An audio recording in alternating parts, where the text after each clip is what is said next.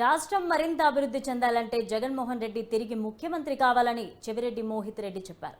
చంద్రగిరి, నర్సింగాపురం, మిట్టపాలెం ఆసరా కార్యక్రమంలో ఆయన పాల్గొన్నారు.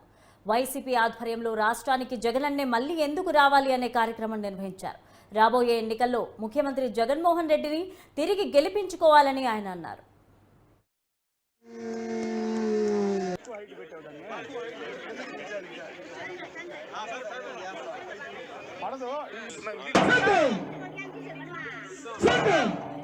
ఇక్కడికి వచ్చిన వాళ్ళంతా కూడా మాకు నా వల్ల మీకు లబ్ధి చెందితేనే ఓటేయండి అని చెప్పి నాకు తెలిసి అయితే దేశంలో ఏ ముఖ్యమంత్రి చెప్పడు, ఒక్క మన ముఖ్యమంత్రి జగన్మోహన్ రెడ్డి గారు తప్ప.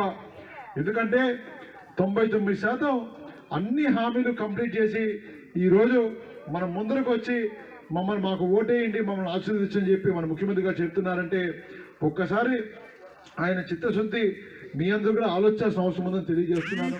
అదేవిధంగా ముఖ్యమంత్రి గారు చేసిన కార్యక్రమాలు కొన్ని మీ దృష్టికి ఈరోజు తేవాలనుకుంటున్నాను.